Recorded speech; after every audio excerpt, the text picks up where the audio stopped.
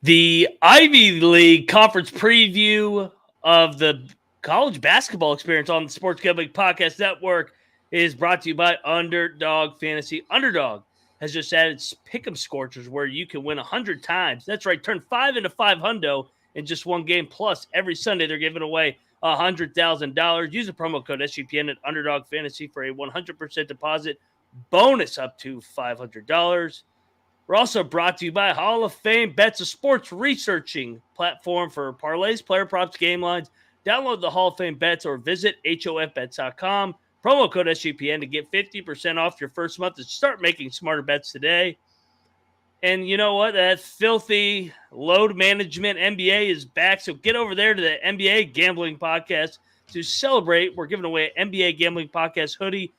Head over to sportsgamblingpodcast.com/NBA dog for all details.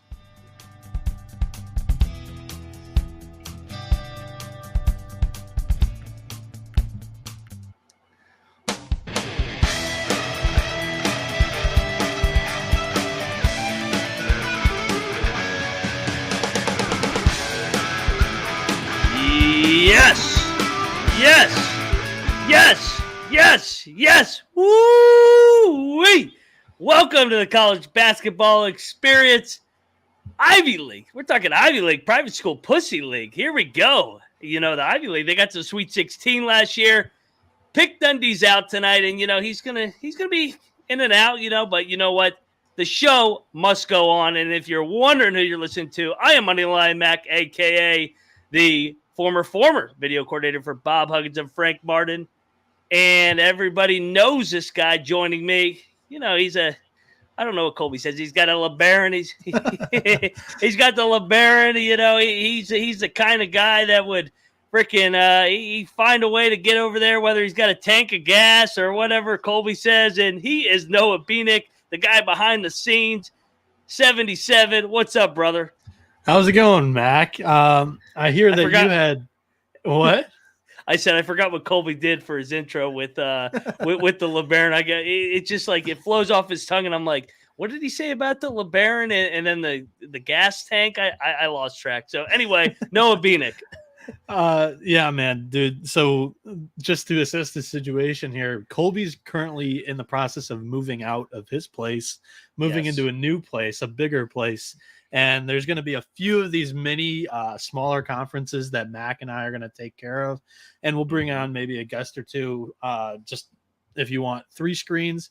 But yeah, that's kind of how we're going to handle it here, because we're going to be going almost every day for the next 2 weeks, hammering out these shows, getting ready for November 5th, night 1 of every night, talking and picking every single college basketball game of the season. Mac, are you ready? Oh, I was born ready, man. You mentioned it. We are 2 weeks from tomorrow, so we're on the eyes. Go check out all our conference previews. We've done all the A conferences, all the Bs, including the Big 12, best league in America. Big 10's also great league. Big East is great. We got a couple more big ones coming up, but yeah, go check out all those. Those are on the feed. But we got to go on with the Ivy League. Noah, what's your first thoughts when we talk Ivy League other than private school pussies? So my first take on this one is I think this is going to be the shortest conference preview that we do all season long. There's only 8 teams. There's a lot of continuity, not much transfer portal action, which is wonderful for us previewing and handicapping these conferences in the preseason here. So you obviously have Princeton, who made the Sweet 16 run. They lose a couple of pieces from that good run. Obviously, they treated you very well. You hit on 2 money lines on that from them in that tournament. But also Yale, the 1 seed, the team that won the Ivy League last year, who got screwed. They had to play the Ivy League tournament on Princeton's campus. They lost to the Tigers in the Ivy League tournament final. They're back. They reloaded. They don't lose much at all from last year's team. And this year they won't have to worry about facing the home team on their home court in the Ivy League conference tournament. The way that this tournament is set up, it's so dumb. I'll talk about it multiple times with a couple of these teams, but it's only 4 teams, single elimination in a random gym. and they've rotated the gyms from 2017 on. This year, it's going to be Columbia. So Yale, you won't have to worry about a home team defending their home court in the conference tournament. Such a stupid fucking league. I'll be the You're the politically correct guy. I'm the unpolitically correct. This league sucks.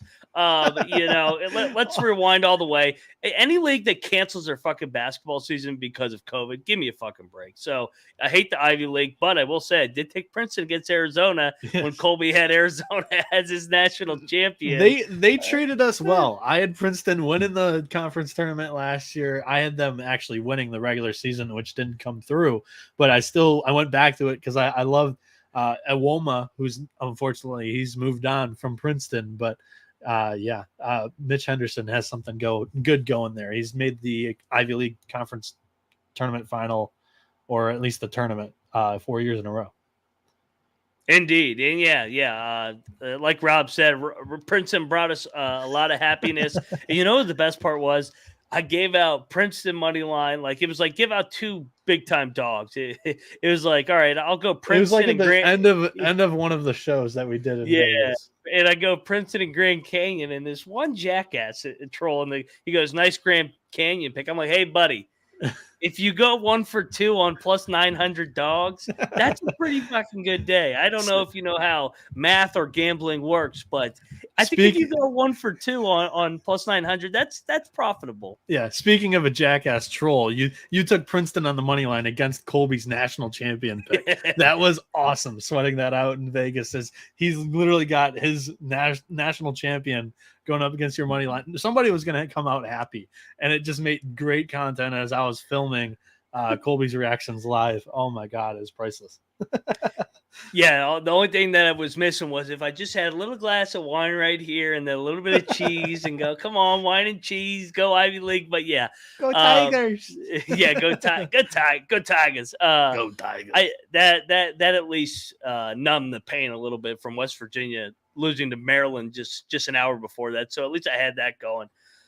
All right, no, let's sorry, I got to get us paid, you know? I mean, I'm used to having pick Dundee, you know, so a lot of people like to say Stockton and Malone, the pick and roll, but we got to go over and get us paid because we're brought to you by Underdog Fantasy. Underdog Fantasy is a way to play alongside your favorite football team all season long. Underdog just introduced Scorchers. Simply go on 5 for 5 and pick them Scorchers and enjoy a spicy 100 times payout. And for limited time, Underdog is extending the first deposit bonus up to $500. $100,000 Sundays continue on Underdog Fantasy. 10 lucky players will win $10,000 each. Man, they're really rubbing it in with the freaking Cardinals costing me about 20 grand a day on that freaking 11-legger that I should have had. But anyway, the show goes on. Tomorrow, you know, talk about an underdog play I like tomorrow night, Monday Night Football. Probably going to look to the unders. I think San Fran defensively will come out and be focused coming off the loss. But I also think Minnesota needs the game. So Texas Rangers money line. Oh, Game 7. I like it. The only problem is Scherzer's on the mound, and Scherzer is a fucking he's one of my boys. He's a Tiger. He's like Verlander. I'm hoping for Scherzer, Verlander in some capacity. Bring in Verlander in the 4th, maybe. You don't know who to pick. You got Scherzer, you got Verlander. So Noah's giving out. Get over there and bet Scherzer props over on Underdog Fantasy. Watch alongside, make your picks, and maybe make a little bit of cash over on Underdog's mobile app or website, underdogfantasy.com. And when you use the sign-up code, use the promo code SGPN. Underdog will double your first deposit up to $500. Underdog Fantasy promo code SGPN.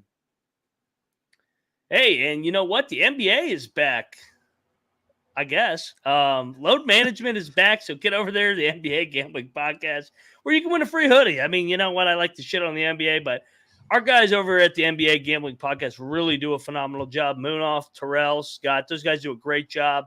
And they're giving away a hoodie. Head over to sportsgamblingpodcast.com/NBA dog to submit a screenshot of you playing an NBA underdog, even though all the favorites win, using the promo code SGPN, and one random winner will win a NBA Gambling Podcast hoodie.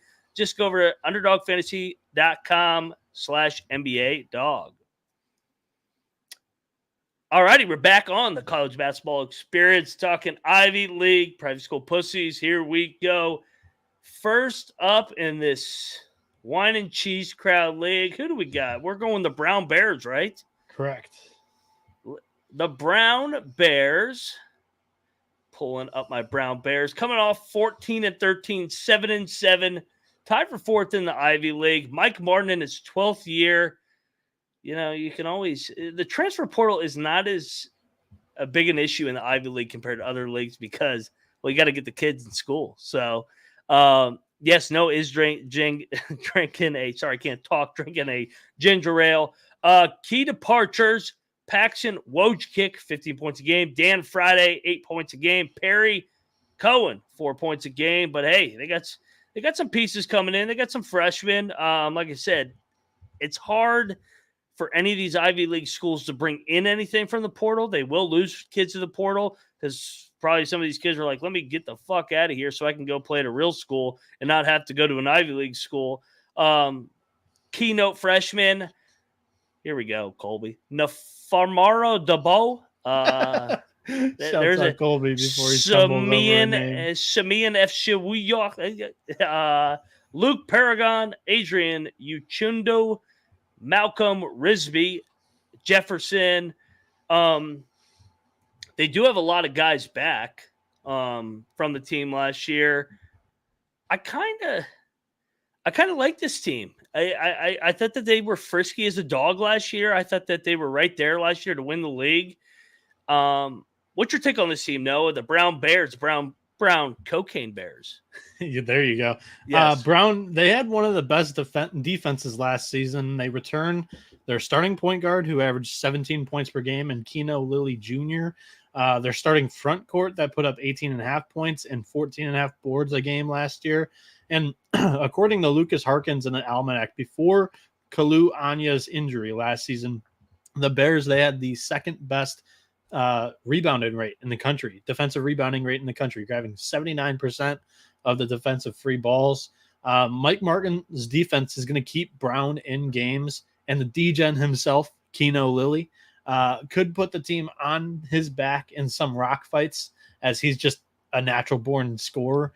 I think the Bears could be feisty. They are a possible 4-team playoff team in the Ivy League for sure.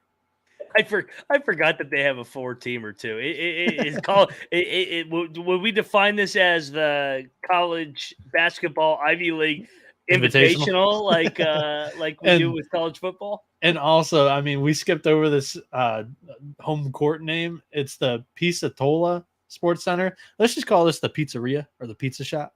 Pizzeria, yes. Brown's Gym. That's the Pizzatola Sports Center. I like that. Yeah.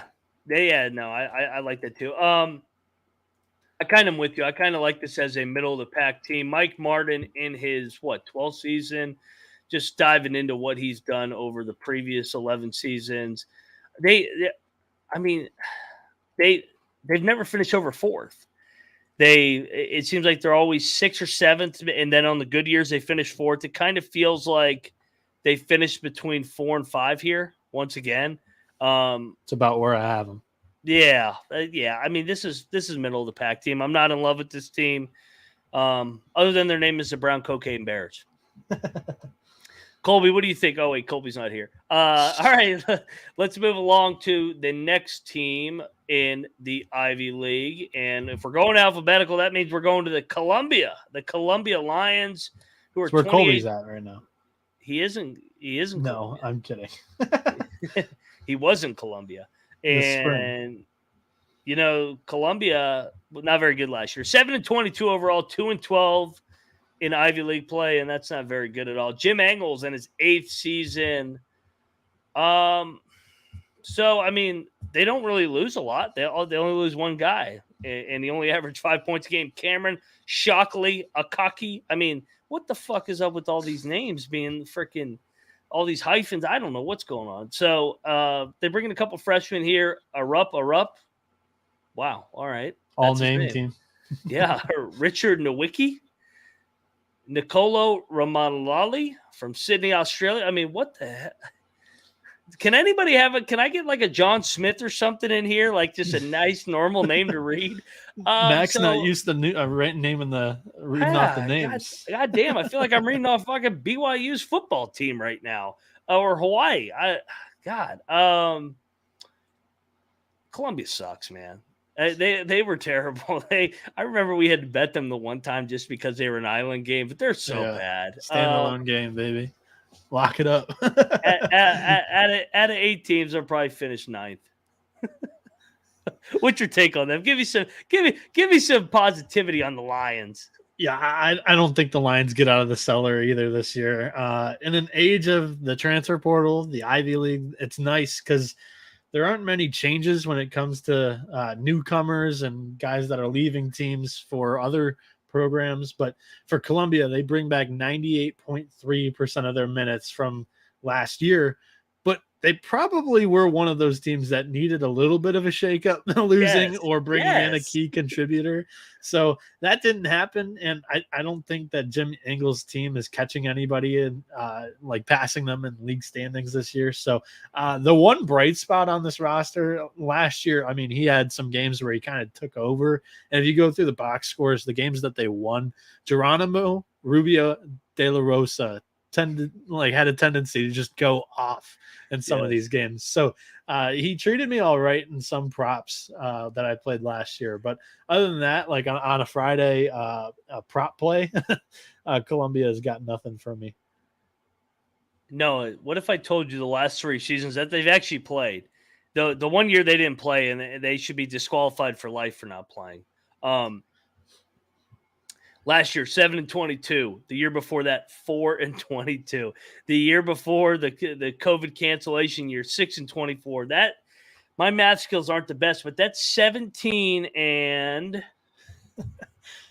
68. 17 and 68. What's the conference record? I'm kind of surprised that he still has a job, to be honest.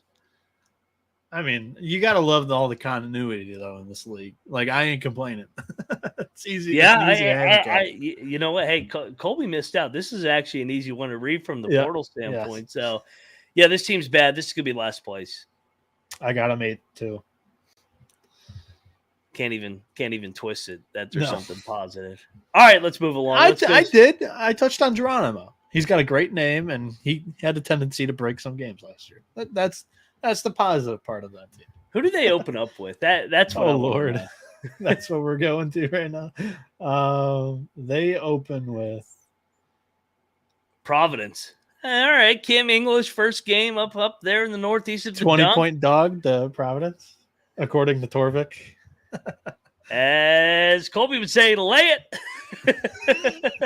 This team's bad. At least they'll start 2-2. They play Bard on November 12th, and then SU New York Delhi. No, the Sunny Delhi, 15th. The Sunny Delhi game 4. How about that? Hey, are they good? I don't know. Start 2-2. I mean, they make a wicked ham sandwich over there at the Sunny Delhi on Wednesday, November 15th. I'll tell you what, Sunny Delhi might be live in that game. They might go into Columbia and beat the Ivy Leaguers. They might. What's Rob said? I can personally guarantee that I will not be betting on them.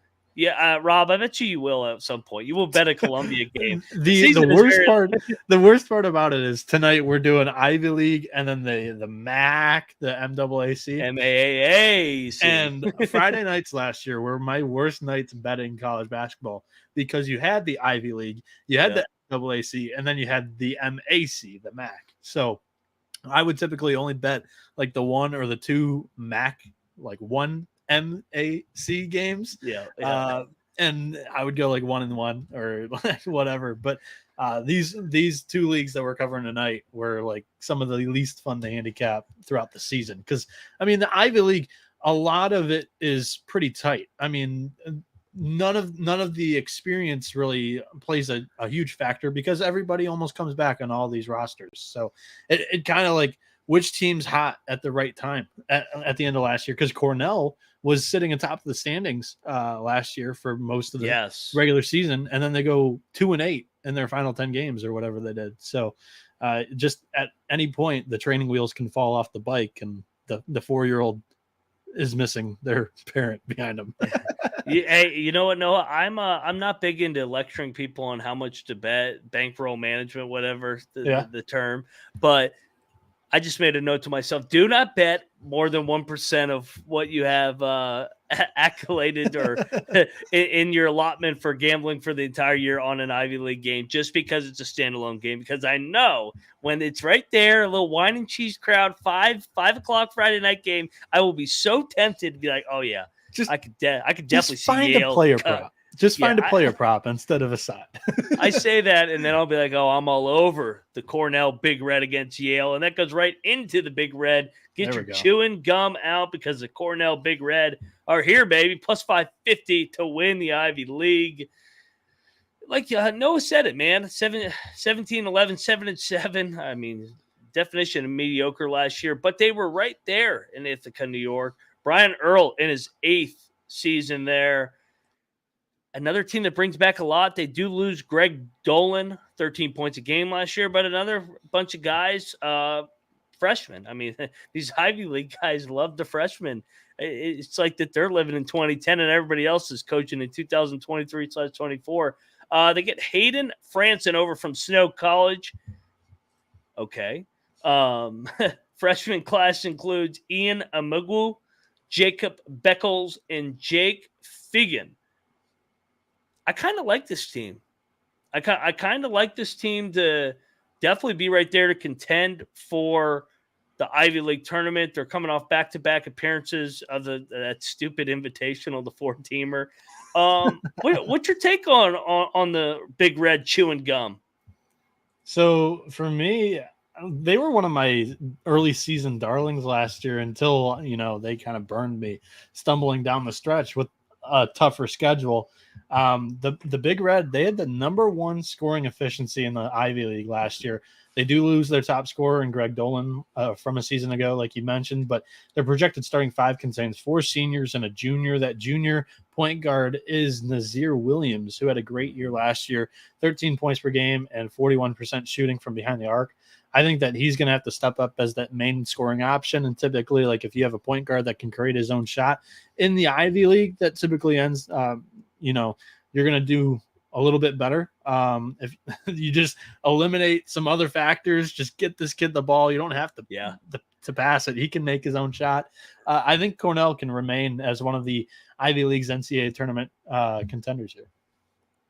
I agree. And I like it. I mean, I'm looking at the projected starting 5. They're starting 4 out of 5 seniors. And that's a hard team not to get behind unless it's the Columbia seniors. Because, there's a difference between experience and then good experience. I mean, there's a lot of teams that are quite experienced in the Ivy League. I'll say that. So. This team has won games. I mean, Rob's talking about in the chat right now. Go youtube.com. So that's the college experience. If you want to hop in the chat, Cornell did start strong as shit. I mean, they lost to BC the first game, should have won that game. Then, they got right. We just talked about it. They got right against the Sunny Deli. They had a hell of a freaking foot-long turkey sandwich there. Hold the mayo. I mean, good God. And then they lost to Miami. They lost to Miami in overtime in a game that they should have won, 107-105, competed with Syracuse. They were really impressive in the non-con and kind of hit a wall there in February. They kind of petered out down the stretch. Yeah, 100%. I'm right there with you. Like, that was a good team, and they lose their best player, but they bring back all of those other pieces, and they still have a really good dynamic point guard in Nazir Williams, who I think could take them to Ivy League tournament for sure. Yeah, this is a team we're going to want to back as a dog early, I think. They've had experience with these bye games, so make a mental note. We want to back them, especially when they play Syracuse, a young Syracuse team. So, unfortunately, the Sunny Deli is not on the schedule, so no ham sandwich for the Big Red here this year. All right, let's go into the D's because we got the Dartmouth, the Big Green. Disappointing last year, 10-18, 6-8 in the Ivy League. They lose Dame Adelakan. Adelakan. I don't know. Whatever it is. He averaged 14 points a game. So either way, however you pronounce it, Dame averaged 14 points a game. Big loss. Cam Kristowayak 5 points a game, but they bring in a couple freshmen, just like all these other teams. Nico Abersa, freshman, Ben Brown, Patrick Tavan Jr., another old team here. Another kind of next man up mentality. They are going to miss Dame. I'm not going to try and butcher his last name once again. Could you see Dartmouth taking a step here, Noah? So they've missed the Ivy League tournament by one game in each of the last 2 seasons. The Big Green, they lose their best player from last year, and Dame, I'm going to try it, Adelican. But they they have 2 of the top 7 returning Ivy League scorers from a year ago, and point guard Ryan Cornish and stretch forward Dusan Neskovic.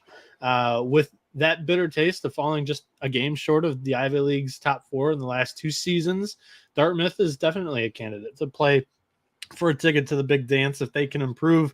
They had 2 big weaknesses from last year's team. They were ranked 227th in defensive efficiency on KenPom, and turnover. They were prone to turnover issues. They ranked 210th, which was last in the Ivy League according to KenPom. So if you can fix either one of those issues, I think you can make the 1 game jump, because there are, I think I can argue, 2 teams that were in that top 4 last year that are going to take a step back. I kind of agree with you, and Rob once again makes a good point. They struggled early, but they did come on late a little bit. They were covering some games as dogs. Maybe they end up being the Friday night darling that we were forced to bet on in standalone games. What's the ceiling you could see for this team? Do you think this team could get over the hump and get to the 4-team invitational? I think the ceiling is 4th for a fucking Dartmouth. I love it. Yeah, no, I think I agree. I think this could. It's a big year for Dave McLaughlin. McLaughlin, however the hell you pronounce it. He's in his 8th year. He's in need of a big year. Looking at what McLaughlin's done over his tenure at Dartmouth. Well, you look at that. TVDBJ in the chat is talking about Ben Brown, who's a freshman coming in from the Manchester Magic. We're assuming that kid's from England. So probably. It sounds like it. McLaughlin was really good at Stonehill. Stonehill, who's now a Division 1 team, I think, in the America East. NEC, I think. NEC. They all blend together. Dartmouth, I mean. All that Northeast basketball. Yeah, all that bullshit. McLaughlin, yeah, good God. He's finished 6th or 8th in every single year there. I kind of feel like he needs to get to the dance here this year. The Ivy League dance. There you go. Yeah, not the big dance. I think he needs to get in the top 4, or definitely going to be on the hot seat. Dartmouth starts at Cameron Indoor. Good luck. Lay it. It's all right. Their non-con is tough. They've got at Duke, at St. Louis, at Vermont. Lay it. Yeah, I mean, they started bad last year, so maybe they're a team that they get overly inflated on the bad side, and maybe we can back them as dogs once we get to Ivy League play. After that first 3 weeks, it kind of cools down, so that's probably when you start to back them. But I wouldn't do it until December. I agree. All right, let's move along in this Ivy League, and next up, do we got Harvard? Is Harvard on deck?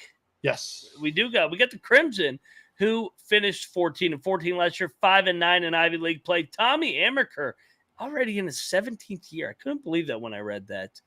They have been a team that's been really hurt by the portal. Really good teams in the mid 2010s to 2020. Lose some more guys. Chris Ledlum averaged 19 points a game. Aiden Tretot averaged 10 points a game. Samuel Silverstein averaged 7. Luca Sakota, another 7 points. I mean, they lose a shitload. Bring in some more freshmen, just like everybody else. Malik Mack, Xavier Nesbitt, Thomas Beatties. I don't know how you pronounce it. He's from DC. Luca Ace Nakasidi. Harvard feels like a team that's going to take a step back. I think the COVID year really killed this program, man. Yeah, I think so too. Tommy Amaker has his work cut out for him this year. Harvard, they lose so much production, including a season-ending injury in the preseason to their best player in Evan Nelson, something with his Achilles. So the Crimson, they don't bring any production in through the portal either. So this team's going to be rough. And for a Harvard program that typically is all right, I think some of the markets and bettors will be caught off guard early on this season. The Crimson, they're an easy fade for me in the first month or two, and then we'll reassess their game-to-game situation as Ivy League play begins. And I was talking about the beginning of the non-con, taking a look at it here. I think some potential spots. They go to Rice, and Torvik has Rice as a 7-point favorite. Rice isn't a team that jumps off the page. I'd actually argue that Harvard's more of a household name than Rice basketball. 100%. And then Boston College, 11.5. They're laying there. Then they go to Indiana. Like, I think they probably get steamrolled in a couple of these big contests. Yeah, I mean, no, I'm looking at Amaker's resume. I mean, we talked about how they've been a different program on the backside of the COVID cancellation year. It's still stupid. I'll keep adding that in there that they canceled a freaking year for that. Absolute joke. 27 overall in Ivy League. This is what's really disappointing. 10-18 in Ivy League play in the last 2 years.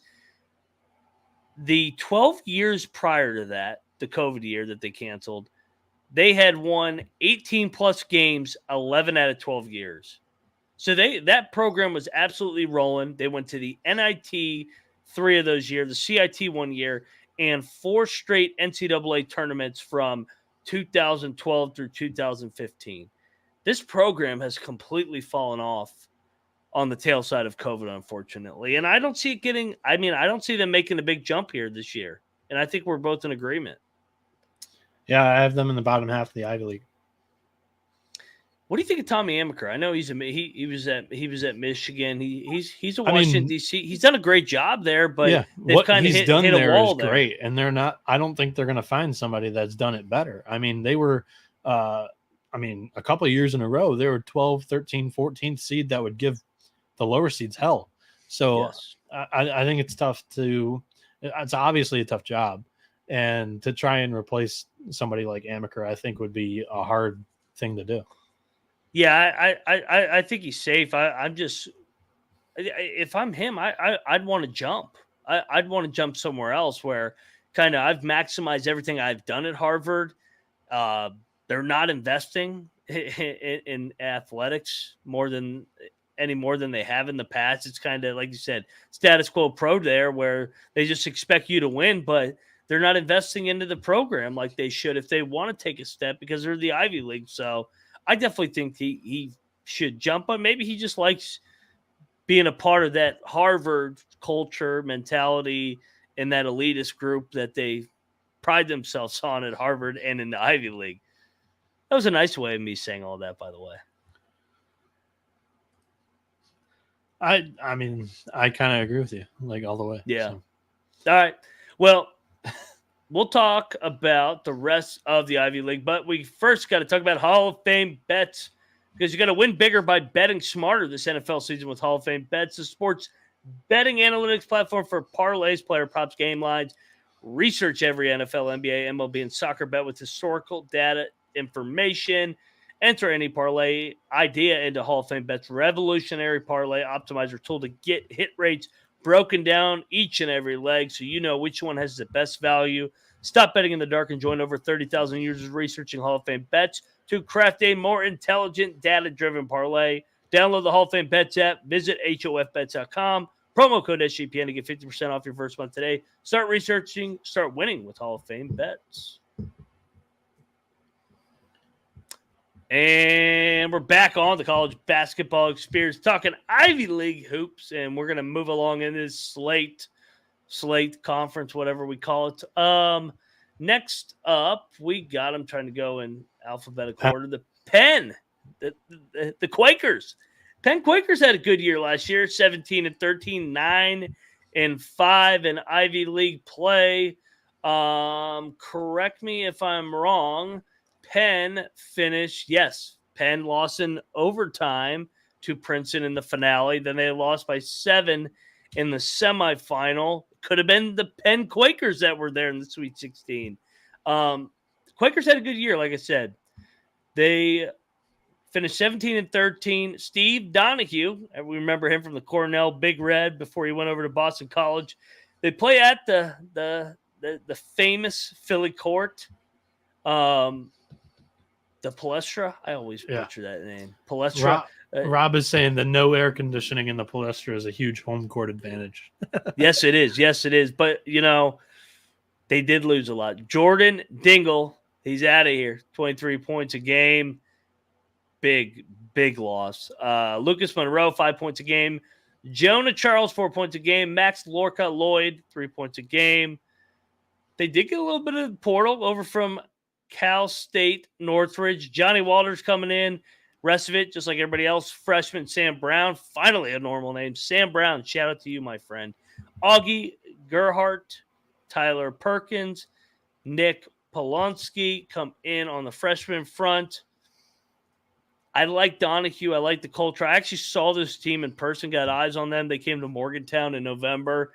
They run their shit, man. They run that freaking Ivy League Princeton bullshit offense. There's the high post, back cut, all that pretty boy stuff. Wine and cheese offense is what I like to call it. Little cha-cha-cha. They're going to miss Dingle, no doubt. But, I mean, I trust Donahue and the culture. I still got this as a top 3 team with a chance to win the league once again. Ooh, I think you're a little bit higher than me because this is one of the 4. I said 2 of the 4 Ivy League tournament attendees from last year. I think they're taking a step back, and I think the Quakers are one of them. Penn loses the nation's leading scorer in Dingle, and now this roster, it looks like the cupboard's bare.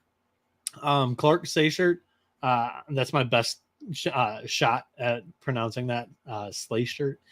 Their point guard. He averaged 13.5 points per game, and he seems like he's going to be the guy that steps up into that number 1 scoring option. But I still expect the Quakers to kind of take a step back from the nation's 50th ranked offense. A lot of that due to Dingle, especially since we're talking about they had the second worst defensive efficiency in KenPom in the Ivy League last year. So I think the offense is going to take a step back. And I don't really see much improvement on this roster. If anything, I think they get a little bit worse. So just by Newton's law, what goes up must come down. I've got Penn outside the top 4 in the Ivy League this year. Ooh. What if I told you Donahue hasn't finished outside the 4 since his first year? I got nothing to add on that. I'm just handicapped in the roster here. Yeah, Donahue is Mr. Ivy League. He tried to bring that Ivy League shit into the ACC, and 54 and 76 years, or 4 years later, boom, back to the Ivy League with Penn after a quick stint at Boston College, Chestnut Hill. I mean, something tells me, not something. I feel like I'm not going to say that they're going to be better without Dingle, but with the way that they run their offense, which requires so much ball movement, passing, sharing the ball, a guy that's such a high volume guy like that, I kind of feel like their offense is going to flow better and they won't miss him as much as I think the general public will realize. What are your thoughts on that? Slayshert, their projected point guard, only had 2 assists a game last year. So not much ball movement going around in this program. Well, they run everything through the high post, though. But, yeah, no, I get what you're saying. Yeah, I mean, they are going to miss Dingle. I mean, Dingle, it's not easy to replace 24. So we got a little bit of diversity here. You're down on the Quakers. I trust the culture. Steve Donahue and the Quakers. I'll tell you who I trust. I trust the Princeton Tigers because they came through for me on that plus 900 money line against Arizona Wildcats. All right. So obviously 23-9, 10-4 last year. NCAA tournament Sweet 16 appearance after wins again over Arizona and Missouri. I think people forgot about the Missouri win because everybody just remembers the Arizona game. Mitch Henderson, all of a sudden in his 13th year, they do lose a lot. A couple heroes from that NCAA tournament team, Sweet 16 team. I can't. They went on a run and I still can't pronounce their fucking names. My man, Evan Bowen. I never could pronounce his name. Ebuan. He averaged 15 points. Iwoma. Got it. Yeah, no idea how you get a Woma out of that, but that's what it is. Yeah, I know. All I know is he averaged 15, 6, and 5, so that's a big loss. Langborg averaged 12 and 3. He was also a big piece. Keyshawn Kelman, another big piece here. 8-4, even at a block a game. They did lose a lot. They had some freshmen in here. This is uncharted territories. We've never really had an Ivy League team go on a run, and how did they respond with definitely the target being on their back? I also didn't think they were – I'm not going to say that they were that good in the regular season. They still were able to do their jobs. They still were able to muster out a 23-9 year, 10-4 in the Ivy League. But I thought Yale was the better basketball team. Princeton just got hot at the right time. I kind of think they take a slight step back with all the losses. But it's still definitely a team that's going to get to the Final Four for their Invitational. What do you think of this team, Noah? Sweet 16, Princeton Tigers. I kind of mentioned it at the top of the show. Princeton hosted that Ivy League tournament last year, and they were able to edge out Yale head-to-head. So, overall, I thought Yale had the better season as well. Princeton just had the luck of the draw. And Mitch Henderson, he's built a pretty good track history at Princeton lately. Like, not just talking about the Sweet 16 appearance last year, he has led the program to 4 straight Ivy League tournaments. The Tigers, they were my pick to take down the Ivy League last year in that tournament and also in the regular season. But I'm pumping the brakes this year after they lose their superstar big man in Tosan Abuoma, along with 2 other key contributors, and Ryan Langborg and Keyshawn Kelman. I think that's going to hurt. The team is young and they're quite inexperienced. I think Henderson's going to keep the Tigers in the mix. I think he's a pretty dang good coach. I think you were saying it's kind of unprecedented. The last time that kind of an Ivy League team made a little run in the NCAA tournament was Harvard, and they did build a little bit of a run. And then the only thing that kind of stopped it was, the Ivy League decided not to play sports for a year. So complete joke. Yeah. So I think the Princeton Tigers could step in and be like that Harvard Crimson. I think Henderson's going to keep the Tigers in the mix to be in the league's top 4 by the end of the year, but they are not a front runner to win it this year. So last time, Noah, they went to the tournament. They went 23-7, 14-0 in Ivy League play. That was in 2017. The next year, they took a step back, and it was their worst year in the Henderson era, finishing 5th. I don't think they're going to finish 5th and miss the tournament, but I kind of see them in that 3-4 range. I don't think they're going to be at the top again. I'll tell you, looking at the conference, I don't see 4 teams that are better than Princeton in their situation. Too many private school pussies. So, all right, let's go over to a team I think we're both going to be on a bullish a little bit on. Oh, come on, Mac. No sleepers. This whole league sleepers, but let's go to the favorite here, the Yale Bulldogs, and they're going to have a chip on their shoulder. James Jones is in his 24th season already. Holy shit! I did not realize Jones has been there 24 years. I thought it was year 14. Wow. EJ Jarvis departs, 11 points a game. Isaiah Kelly, 6 points a game. Other than that, they bring back a shitload. They bring in Casey Simmons over from Northwestern. Oh, there we go. Private school, pussy, Big Ten school to the Ivy League. Perfect fit. Trevor Mullen, freshman. Samson Aletan, freshman. Janat Bisma, freshman. What is there not to like with this Yale team? They were the best team, top to bottom last year. On the offense, defensive side, they returned 4 starters. This has got to be the pick to win the league, right? Yeah. And the betting odds. What? I said in the betting odds say that. Yeah, they're the betting favorite this year. And I think it is the pick to win it. Yale returned 75% of their minutes and 74.7% of its scoring from last season.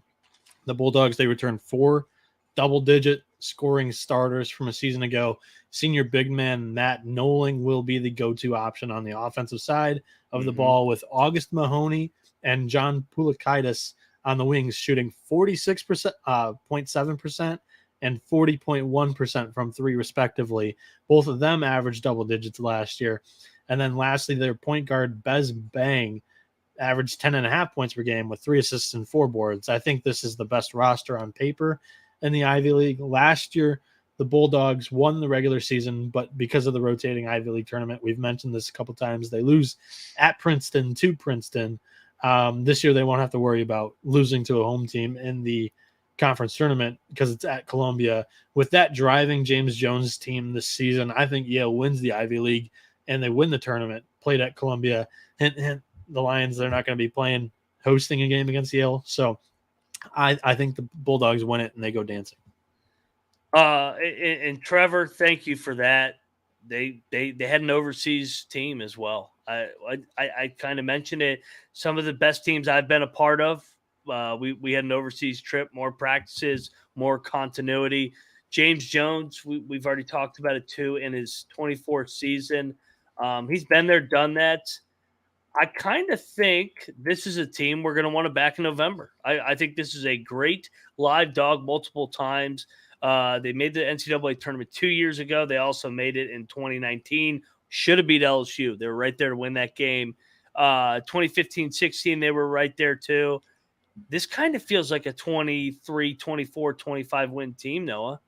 Yeah, for sure. Because I looked at the schedule before this, didn't mention it, but they're only a dog in 2 games on Torvik the entire season. Their non-con is quite a joke.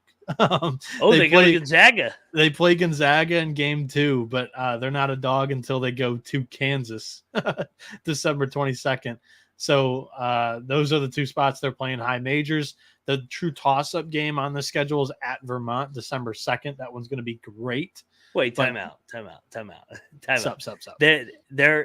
They're a toss-up at Vermont. I mean, that's going to be a lock already. Vermont does not lose at home. They're not losing to Yale. Oh, Vermont lost a lot. They lost a lot this year. Oh, system play. That's when they're going to start tuning it up. It's the exact same thing that Vermont did last year. They stumbled out of the gates and they really heat up. And they're not losing to an Ivy League school. An Ivy League school that's like one of the best teams in the country on paper. They return almost everything. I'll be on Vermont unless there's serious injuries. So we're already. I don't know who I'm going to be on. December 2nd games. I said it's a toss-up. I said it's a true toss-up. Don't be putting me on the side here. I said it's a toss-up. No, it's sided with the wine and cheese crowd. Give me the Vermont. We get tougher up there in the Vermont. Little snow game up there in the Great Northeast. Sorry, I kind of cut you off there, but yeah, their schedule is soft. It's soft. They have a game at Gonzaga, a game at Kansas, and then Vermont. At Vermont, but after that, not many spots to take them as a dog. However, the market still could be off, and you can find some spots where they're not favored by enough here. At Rhode Island, if they're going to be a dog, but it doesn't look like they're going to be a dog in that game. Man, I was really hoping that we would catch him against like a Boston College or somebody, or some like a shitty Power 5 team that we thought they could pick off. I mean, you look at what they did last year in those bye games. They almost won at Colorado. They almost won at Butler. Hell, they almost won at Kentucky. Rob mentions it. They play at Loyola Marymount. I mean, they lose 2 of their top 3 players, but the one that is returning, it's LePepe. So LePepe Marymount University out there. They travel there. So it's a little bit of a West Coast trip there at the beginning with Gonzaga, Loyola. And then they take a break after that Kansas game for Christmas, and then they go back out to Santa Clara, and then they come to Howard. They go out to Santa Clara, California, then they go to D.C. 3 days later. That's tough. Yeah, I just had a flashback to when Colby and I lock battled LePepe's last game against Gonzaga, and Gonzaga was up 36 at half. Do you agree with Wichita State fan in the chat, Garrett Winkler? Oh, 100%. Kansas 100%. Is a shitty Power 5 team. Oh yeah, they're going 15-16 this year. Hope they lose every game. No, Kansas is good, unfortunately. Hastings says they're worth a look first half against the Zags. They covered against Kentucky for me, and they Is were Timmy without. back? No. I know. They're not even. Gonzaga wasn't even picked by the media to win the West Coast Conference this year. And what was I going to say? Yale covered for me against Kentucky last year, and they played without Matt Nolan, one of their best players. So they've played and covered against these high majors before. It's not bad at all to back a private league or private school pussy against one of these high majors. I mean, they're going out to another private school pussy in Gonzaga. I'll tell you what.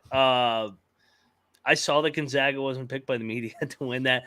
Hey, who wants to bet me right now that Gonzaga wins? Max taking action. I'm taking action right now. That's like saying Kansas isn't going to win the Big 12. What the hell are we talking about? Or Vermont's not going to win the America East.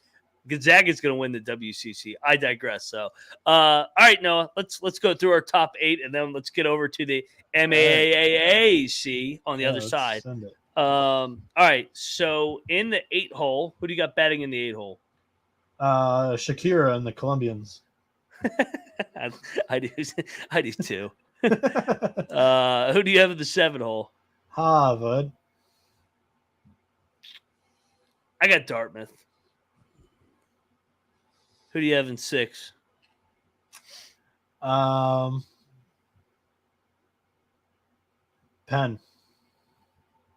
Ooh, it is a step back. Yeah. I got Brown. Who do you got in the 5 hole? Dartmouth.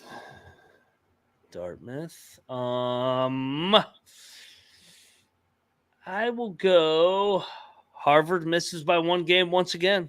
Harvard doesn't get it done. All right, who you got? I have Dartmouth missing by one game once again. That's 3 years in a row if that happens to Dartmouth. Do you want to rattle off your top 4 since this is a top 4 biased league? Yeah, why not? I'll go. So at 4, I have Brown. At 3, I have the Princeton Tigers. At 2, I have Cornell, the Big Red Chewing Gum. And at number 1, winning the regular season, winning the conference tournament, and being a threat to win an NCAA tournament game, I got the Yale Bulldogs. I like it. I think you and I are seeing eye to eye on a lot of this. I got Steve Donahue finding a way once again to get to the Final Four. I'll give me the Quakers in the 4 hole. Princeton, the Tigers, a little bit of setback in the 3 hole. Cornell, the Big Red. They're in the 2, but I think there's a big discrepancy because I got the Yale Bulldogs as well as number 1. And I do agree with you. I think they're live, whoever they play in the first tournament game.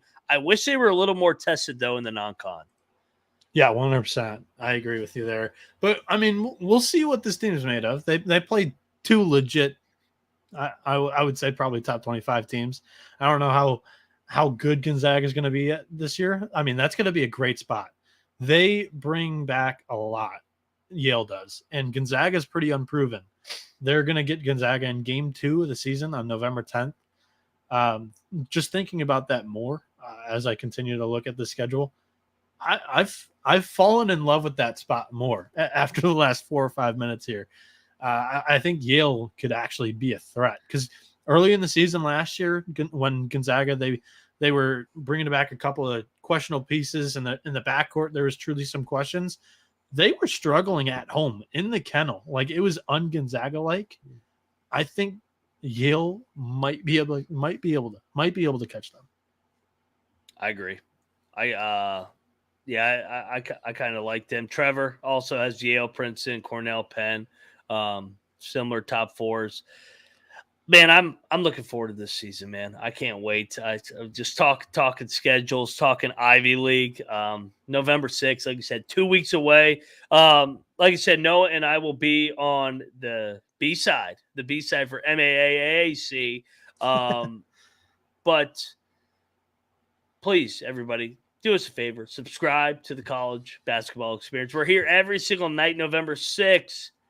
November 6th is coming, or November 5th, sorry. Every single night. November 5th, the night before the opening night, we'll be live picking games. Yeah, I just looked at my calendar, and I got a wedding on November 4th, so I'll be traveling back, and no better way to just dive right into it, baby. Dive into the stinker avoid the Courtney Love specials early and often in the season.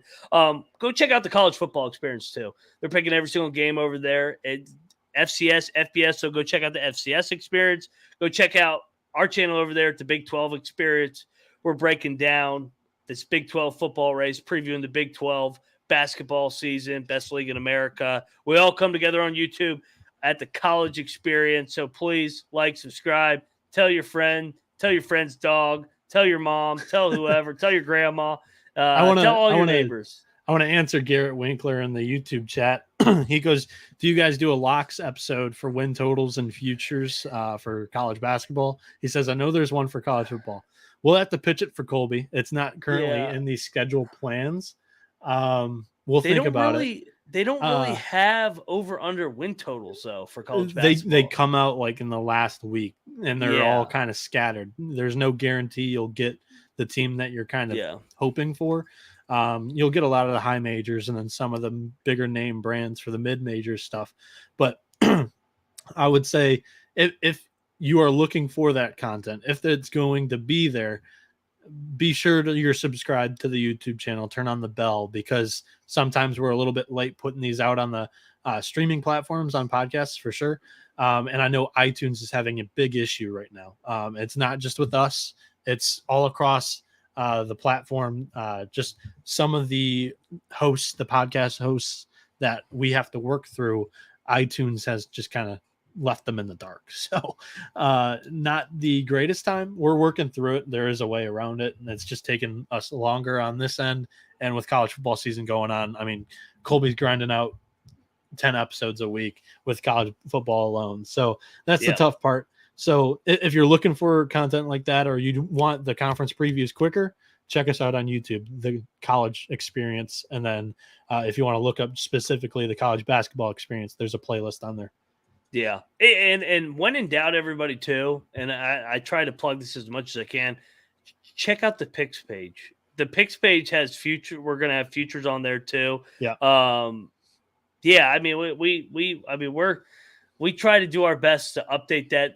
I know I'm always on that picks page because I know it's just an easy, quick way. I know all of you guys have jobs or you're on the move. So it's like, hey, let me just check what side these guys are on. You don't have time to listen to an hour and a half, or on the Saturday episodes, a 3-hour episode. So last year page is like a cheat code. Yeah. Last year, Colby, Mac, NC Nick, and I picked every game of every day on that on Tally Site, which is the widget that we use to display it on the website. So when you're getting into February, some of these records are like 3,600 and 3,200. Those are the ones that have been there for the full season.